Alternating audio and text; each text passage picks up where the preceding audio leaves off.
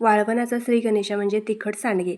तर तिखट सांडगे बनवण्यासाठी मी इथं अर्धा किलो मटकीची डाळ, पाव किलो मूग डाळ आणि पाव किलो हरभरा डाळ स्वच्छ कापडाने पुसून गिरणीतून जाडसर अशी दळून आणलेली आहे. आता काय करायचं तर लसणाच्या 10-12 पाकळ्या आणि 1 चमचा जिरे मिक्सरमधून अशा पद्धतीने बारीक करून घ्यायचं आणि हे पिठामध्ये आपल्याला घालून घ्यायचं आहे.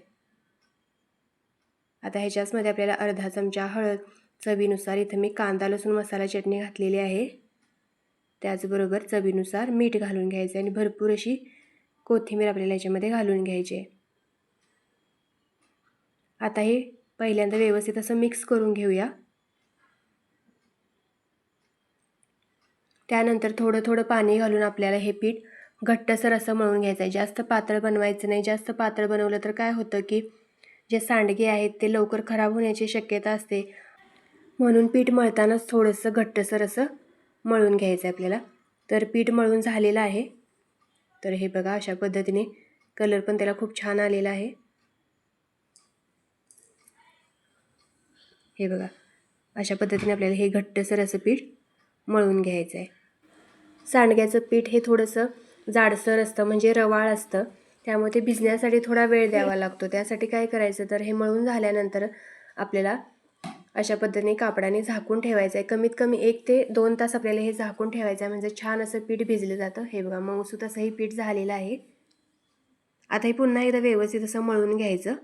म्हणजे पाणी शोषल्यामुळे काय होतं की त्या कण्यांनी पाणी शोषलेलं असतं त्यामुळे पीठ थोडंसं असं पुन्हा सुकं झाल्यासारखं होतं. त्यामुळे पुन्हा एकदा ते व्यवस्थित असं मळून घ्यायचं. आता पीठ मळून झालेलं आहे. आता पाण्याचा हात थोडासा घ्यायचा आणि अशा पद्धतीने थोडं थोडं पीठ आपल्या हातात घेऊन त्याचा अशा पद्धतीने आपल्याला लांबट असा गोळा बनवून घ्यायचा आहे आणि अशा पद्धतीने छोटे छोटे आपल्याला सांडगे घालून घ्यायचे आहेत. तर पाणीचा जास्त वापर करायचा नाही सांडगे तोडताना, नाहीतर काय होतं की त्या सांडग्यांना काटे पण जास्त येत नाहीत. काटे आले की सांडगे दिसायला पण छान दिसतात आणि ते खराब पण होत नाहीत. त्यामुळे पाण्याचा अतिशय कमी वापर करायचा आणि अशा पद्धतीने सांडगे आपल्याला तोडून घ्यायचे आहेत.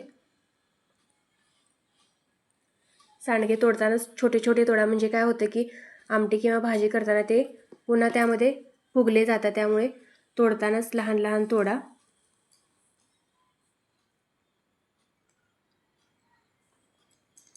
अशाच पद्धतीने सगळे सांडगे आपल्याला करून घ्यायचे आहेत. आता हे उन्हामध्ये आपल्याला 4 ते 5 दिवस वाळवायचे आहेत. वाळवताना काय करायचं की त्याच्यावर सुती कापड झाकायचं म्हणजे त्याचा कलर आहे तसा राहतो. इथं सांडगे तयार आहेत.